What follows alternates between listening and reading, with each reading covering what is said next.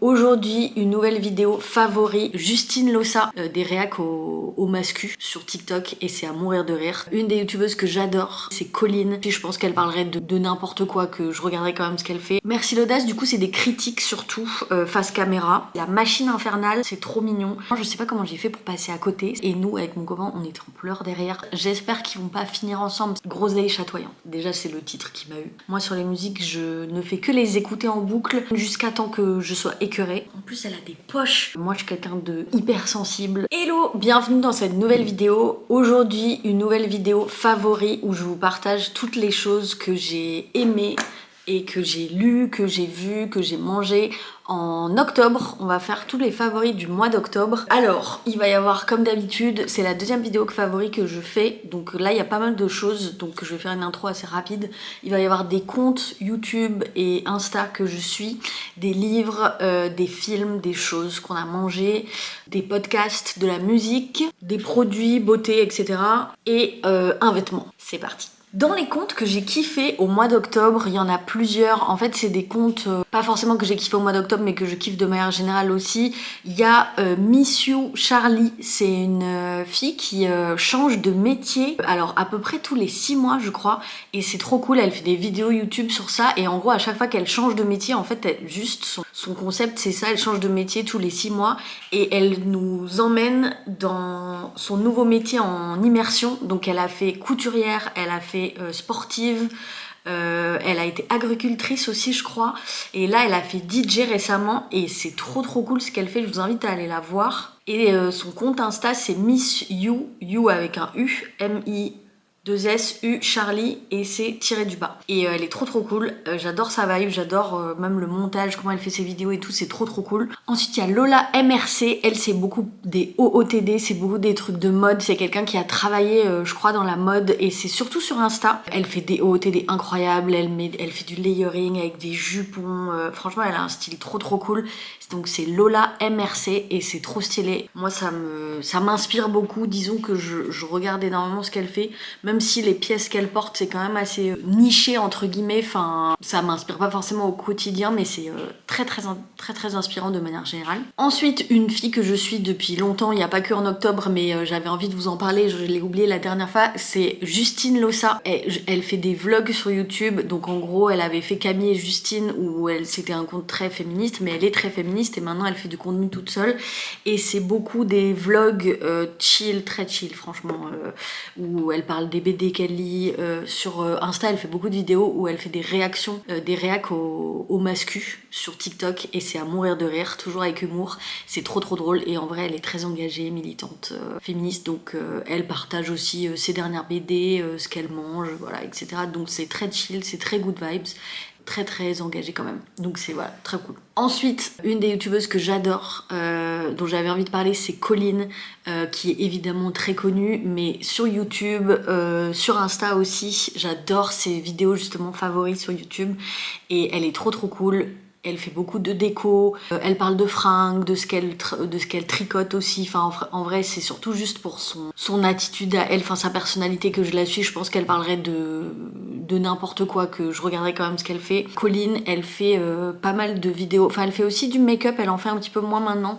Mais voilà, j'adore son contenu, vous pouvez y aller les yeux fermés. Et elle a une passion pour le vintage, comme moi. Je crois qu'elle s'est acheté pas mal de trucs vintage. Elle s'était acheté un diner avec Mickey et Minnie, incroyable. Et j'adore les pièces vintage qu'elle achète. Il y avait aussi un distributeur vintage de Coca, donc vraiment le truc à l'ancienne. Et tu la vois le découvrir, enfin c'est trop cool. Et voilà, donc beaucoup de points communs avec cette créatrice-là. Ensuite sur Insta seulement il y a un compte qui s'appelle Merci l'audace et c'est un compte de cinéma, donc c'est une fille qui parle de cinéma et qui parle beaucoup de réalisatrices, de cinéastes femmes, toujours d'un point de vue féministe. Merci l'audace du coup c'est des critiques surtout face caméra et j'adore ce qu'elle fait. Il y a un deuxième compte aussi qui parle pas mal de cinéma et d'Agnès Varda aussi et j'adore comment c'est fait. C'est, alors attendez, c'est la machine infernale où elle a un compte très atypique où elle fait des dessins, elle dessine beaucoup ce qu'elle voit, les films qu'elle voit. Elle fait pas mal de retours en petits dessins, c'est trop mignon et j'aime beaucoup ses choix. Pareil, elle met beaucoup les cinéastes en avant. Voilà, donc c'est 2 comptes cinéphiles très très cool. Ensuite, dans la catégorie livres, il y en a 2.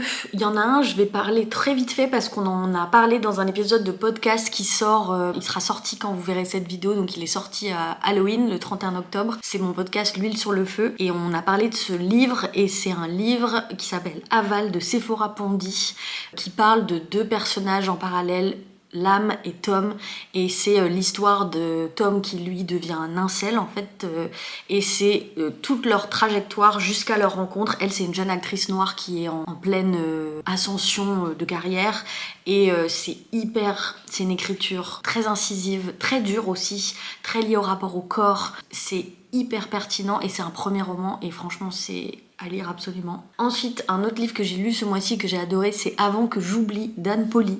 C'est vraiment pas du tout une autrice que je connaissais, je l'ai vraiment trouvée en occasion, donc je savais pas du tout de quoi ça parlait, mais les thèmes m'ont intéressée. Donc c'est une jeune femme qui perd son père et qui doit aller vider sa maison, et pareil, c'est très bien écrit, c'est assez court comme livre, ça se lit vraiment bien et c'est très très beau sur la façon dont elle parle du deuil, la façon dont elle parle de cette maison justement qu'elle n'arrive pas à trier.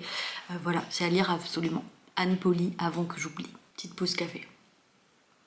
Avec ma très belle tasse. Dans les films et séries, j'ai un film d'animation dont j'ai envie de parler et une série. Le film, c'est alors vraiment par hasard qu'on est tombé dessus, c'est Ma vie de courgette de Claude Barras. Alors je sais, il fallait le rattraper depuis un moment, je sais pas comment j'ai fait pour passer à côté. C'est un film de 2016, donc qui date un petit peu, mais j'étais vraiment complètement passée à côté. Et c'est un film incroyable, fait un peu en pâte à modeler. Et c'est sur un jeune garçon, donc c'est un film qui a eu beaucoup de succès, beaucoup de prix, sur un jeune garçon qui s'appelle Icar. Donc son surnom c'est Courgette. Et sa mère décède accidentellement, il avait déjà perdu son père, donc il se retrouve orphelin. Et il va être accueilli dans un orphelinat. Et il va rencontrer d'autres jeunes, et c'est magnifique.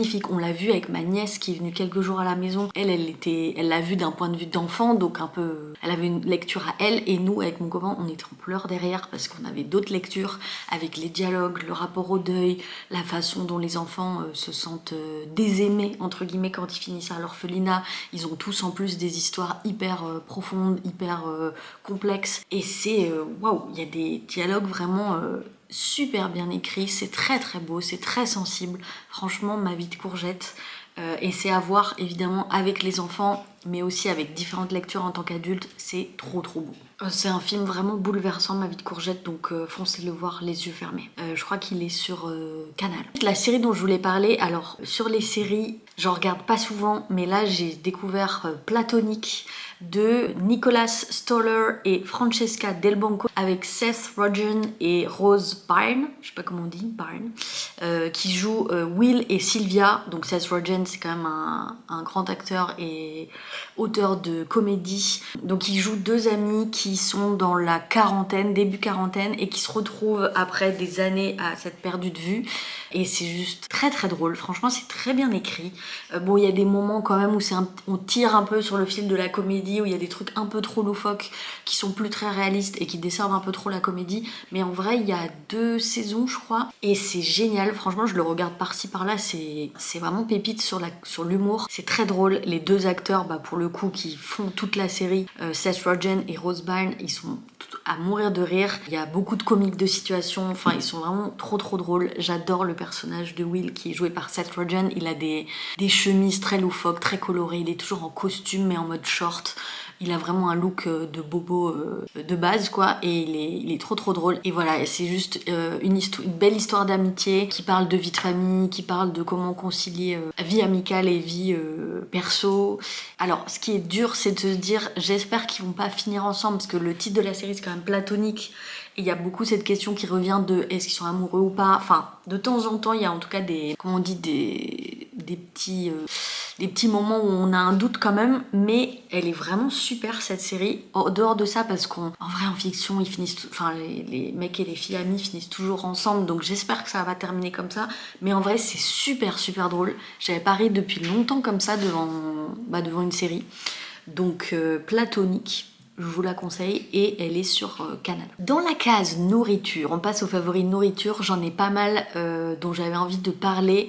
Alors déjà, on a testé ce mois-ci les granolas au chocolat. C'est les granolas bio de Carrefour. En fait, c'est la marque Carrefour Bio et ça s'appelle Croustillant tout chocolat. Et ils sont trop bons, ils sont trop bons. Ils sont trop bons avec du skyr. Franchement, je cherche souvent des granolas qui sont, comment dire, pas trop sucrés et qu'on peut manger au quotidien avec du skyr et qui sont quand même bons. Parce que je trouve que soit c'est trop sucré, soit c'est juste des granolas qui ont pas de goût.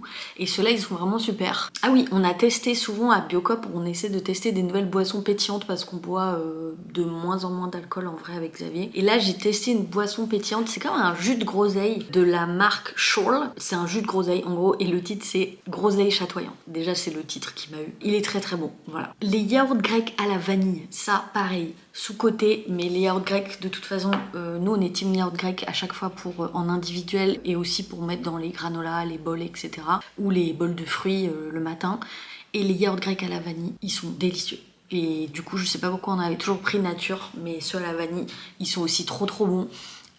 Voilà, à tester. Deux derniers trucs, il y en a un, je passe rapidement parce que j'en ai parlé sur Insta, c'est les wraps Mac Chèvre du McDo mais fait maison. J'ai trouvé une recette sur Insta, c'est une recette de Asha Happy Body. C'est les Mac Chèvre en fait du McDo mais fait maison. Pareil, tu fais tes wraps, tu mets du concombre, salade, tu fais frire un peu le chèvre et c'est trop trop bon. J'en ai parlé sur Insta et du coup on a fait ça cette semaine et c'est trop bon. La dernière reco, c'est les glaces Picard Mystère. Ça s'appelle pas Mystère mais c'est comme les glaces Mystère mais de chez Picard et le titre c'est les pralins glacés et ils sont délicieux, trop trop bons. Voilà. Et ça, c'est ma soeur qui m'avait fait découvrir ça il y a un moment et j'ai redécouvert parce qu'on va pas si souvent que ça chez Picard. J'en parlais pour les bagels, mais voilà, il y a ça et les glaces. Et les pralins glacés, une tuerie. On passe aux musiques, il y a deux musiques que j'écoute beaucoup en ce moment. Il y en a une, c'est Mélodrama de DC's et Theodora. J'arrête pas de l'écouter en ce moment, je suis en boucle sur cette musique. Moi sur les musiques, je ne fais que les écouter en boucle quand j'en découvre une jusqu'à temps que je sois écœurée. C'est un peu le cas avec celle-là. Et il y en a une autre, c'est Ivy de Baby Hayabusa et Neophron. Et elle est trop trop bien aussi, elle me met trop la pêche. J'adore ces deux musiques. Dans les vêtements, il y a une veste que je n'ai pas arrêté de porter ce mois-ci et que j'ai acheté ce mois-ci. Et je l'avais vue sur ma mère et mon frère l'avait piqué à ma mère et je me suis dit c'est pas possible, c'est un classique, c'est une veste sans manches de chez Monoprix en blanc cassé et en vrai je l'ai pris en L alors que c'est pas ma taille, enfin normalement j'aurais pris M et là en L c'est génial parce que tu peux mettre un sweat en dessous, tu peux mettre plein de trucs en dessous et pour l'hiver et même la mi-saison, en plus elle a des poches et elle est trop trop belle, franchement elle est géniale. Je sais pas si on verra trop bien là, je vous insérerai des images de moi qui la porte à l'écran. Elle est chaude, elle est confortable et en fait elle va avec tout. Voilà, donc elle est juste super. On finit ses favoris avec la catégorie podcast. J'en ai 4 dont je voulais vous parler. Il y en a un, c'est Folie douce. Je vous en ai déjà parlé dans le premier épisode des favoris, mais je voulais vous parler d'un épisode qui est sorti récemment. C'est celui avec Mao Drama, qui est une humoriste qui est passée sur France Inter dans Quotidien, qui est stand-upeuse aussi. Et elle est trop trop cool. Franchement, c'est très très beau. Elle a écrit un livre qui s'appelle Que jeunesse se passe. Et je l'ai pas lu, mais elle en parle dans le podcast et il a l'air trop trop bien. Et franchement, c'est un très bel épisode où elle parle de la relation avec son père qui était bipolaire, dont elle parle dans le livre, de son rapport à l'alcool. En tout cas, c'est un très bel épisode, donc je vous le conseille. Je vous conseille aussi la série, ça c'est un podcast que j'ai découvert qui s'appelle Nuit Noire, Nuit Blanche. En fait, c'est un podcast en 8 épisodes seulement. Il n'y a pas d'autres saisons, quoi. C'est une saison en 8 épisodes, une série. Et c'est un récit intime au cœur du parcours judiciaire d'une victime de viol. Donc on suit une victime dans son parcours judiciaire et c'est très très intéressant, très important évidemment vu ce qu'on vit aujourd'hui. En France aujourd'hui, il y a 12% des victimes de viol qui portent plainte et il y a 6% des plaintes qui dépassent l'enquête judiciaire. 94 sont classées sans suite, donc c'est évidemment un sujet hyper important, hyper d'actualité et c'est très très bien fait, c'est documentaire, le montage est super, la réalisation elle est super. C'est un podcast de Juliette Lambollet, donc à écouter écouter, vraiment, je vous le conseille. Ensuite, il y a un podcast que j'écoute beaucoup, c'est Émotion de Louis Média. Et moi, je suis quelqu'un de hyper sensible, très intense en tout cas dans mes émotions, donc parfois avec des difficultés à les gérer. Et ça, c'est un podcast que j'ai beaucoup aimé et que j'aime toujours autant. Et donc en fait, chaque épisode parle d'une émotion particulière et la déconstruit avec des paroles. Donc il y a je vais trouver mes mots, des témoignages de personnes qui vivent avec cette émotion, avec des anecdotes précises, etc. et comment ils l'ont vécu. Et c'est aussi contrebalancé par des professionnels qui apportent du coup leur connaissance sur ces sujets-là. C'est très chouette. Et le dernier podcast, c'est Transfert, alors c'est justement grâce à Colline dont je parlais tout à l'heure que je l'ai redécouvert, parce que je connaissais déjà Transfert, mais c'est un podcast, si je me trompe pas, de Slate. Oui, c'est ça, c'est un podcast de Slate et c'est des témoignages de personnes qui juste racontent une histoire de vie un peu folle qui leur est arrivée. Je l'ai redécouvert grâce à Colline qui parlait d'un épisode en particulier et ça m'a donné envie de réécouter. Et là, du coup, ce mois-ci, j'ai fait que écouter Transfert. Comme la musique, quand je découvre un podcast, je le saigne jusqu'à ce que je n'en puisse plus. Il y a plusieurs épisodes que je vous conseille. Il y en a un qui s'appelle Et ils vécurent heureux avec Louise et Paul. Un autre, c'est Parallèle et opposé avec Sidonie et Zélie. Et un dernier, c'est Clara et Lookman. Donc je vous en dis pas plus, allez les écouter, ils sont super et j'aime beaucoup ceux en 2 parties où il y a à chaque fois la même histoire racontée du point de vue d'une personne et du point de vue de l'autre personne qui l'a vécu. Donc c'est très mal expliqué, mais c'est du point de vue des 2 personnes différentes qui l'ont vécu. Donc un premier épisode avec une personne et ensuite un deuxième avec l'autre point de vue de la même histoire. Donc c'est hyper intéressant et franchement, quand je fais mes marches, je marche pas mal en rentrant du sport et ça m'aide beaucoup, même le soir là en ce moment. Personne n'a envie de sortir dehors quand il fait nuit à 17h et ça m'aide énormément à me motiver pour sortir marcher. Ah si, j'ai dit que c'était la dernière catégorie. Non, j'ai dit que c'était la dernière catégorie, mais il manquait la catégorie produits beauté. Donc là, il y a 2 trucs dont je voulais parler. La CC Cream d'Herborian qui est trop bien. Elle est trop chouette, je crois que je l'ai vue sur pas mal d'influenceuses qui en parlaient, tout le monde en parle en ce moment. Je crois chez Andy est là aussi et elle est trop bien. Bah je l'ai sur moi en ce moment en fait. Regardez ça. C'est assez joli en fait, ça unifie le teint. Moi j'ai pas mal de rougeur quand même sur les joues ici. J'ai les joues un petit peu rouges, c'est peut-être de la rosacée, j'ai jamais su. Du coup c'est une crème en fait qui, quand elle explose sur ta peau, prend ton teint, prend la couleur et s'adapte à ton teint. Donc moi je l'ai en teinte claire et franchement j'aime beaucoup parce que c'est une crème, c'est pas un fond de teint. Et moi j'aime pas du tout le côté épais du fond de teint. Donc si vous aimez pas ce truc un peu gras, enfin quand c'est trop épais et que ça fait une couche, moi je déteste ça. Donc là c'est vraiment en mode crème. Et elle est très cool. En dernier, dans la catégorie produits de beauté, il y a la skincare de chez Typologie.